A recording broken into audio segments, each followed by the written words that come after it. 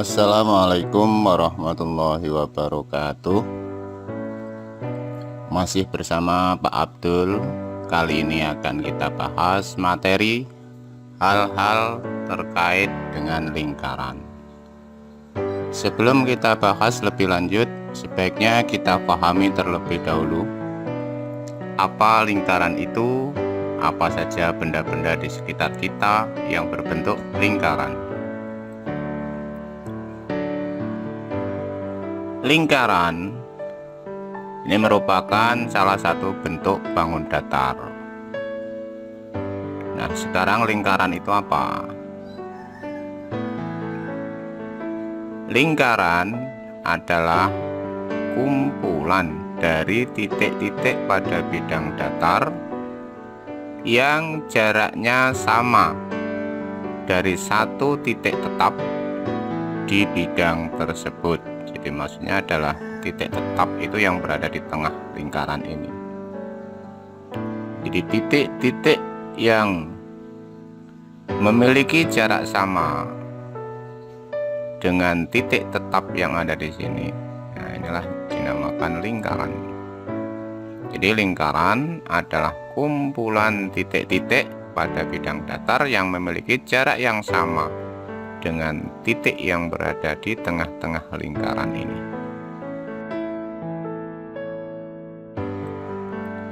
Nah, selanjutnya apakah contoh-contoh yang ada di sekitar kita tentang benda-benda yang berbentuk lingkaran? Yang pertama, ya, kita tahu dengan jam dinding ini berbentuk lingkaran. Kemudian roda sepeda juga berbentuk lingkaran, CD, supir mobil, ban mobil, gelang, dan lain sebagainya. Masih banyak lagi benda-benda yang berbentuk lingkaran yang berada di sekitar kita.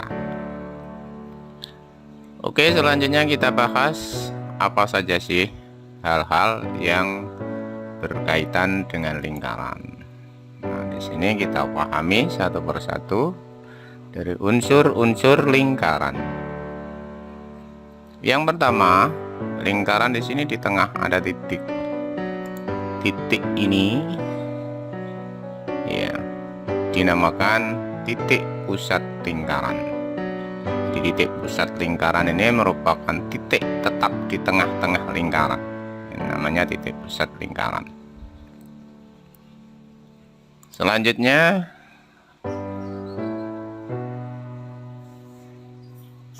jarak antara titik pusat lingkaran ini dengan titik yang berada di lingkaran ini, jadi jaraknya ini dinamakan radius atau jari-jari yang biasanya disingkat dengan huruf R. Nah, inilah radius atau jari-jari. Jadi jarak antara titik pusat dengan titik yang berada di lingkaran ini dinamakan radius atau jari-jari. Selanjutnya kita bahas hal-hal terkait dengan lingkaran. Nah, ini ada garis lengkung menghubungkan dari titik A ke titik B. Garis lengkung yang menghubungkan titik tertentu, yaitu dari A ke B pada lingkaran, ini dinamakan busur lingkaran. Oke, selanjutnya. Nah, jika titik A ke titik B, ini kita tarik garis lurus seperti ini, dan garis ini tidak melalui titik pusat. Ya, sekali lagi, jika kita tarik garis lurus dari A ke B pada lingkaran ini, garis ini tidak melalui titik pusat, maka garis ini dinamakan tali busur. Oke, selanjutnya kita bahas. Nah, jika titik A ke titik B kita hubungkan menggunakan garis lurus seperti ini, dan garis itu melalui titik pusat, ya, dinamakan diameter. Diameter ini adalah garis yang membelah lingkaran dengan besar yang sama. Oke, selanjutnya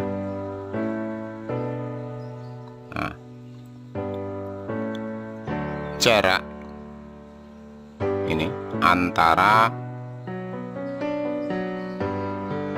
titik pusat dengan garis busur. Ini garis busur tadi sudah kita bahas. Jarak antara titik pusat ke busur ini itu dinamakan apotema. Oke, kita bahas lagi selanjutnya.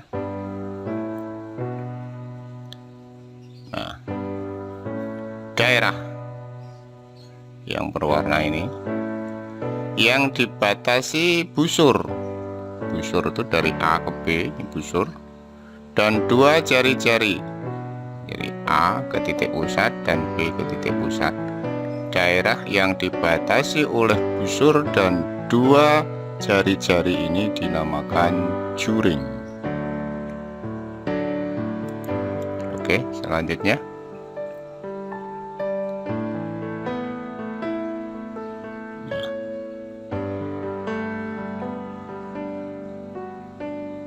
daerah yang dibatasi oleh busur, jadi dari A ke B ini, dan tali busur, garis lurus yang menghubungkan A ke B ini. Daerah yang dibatasi oleh busur dan tali busur ini dinamakan tembereng. Oke, selanjutnya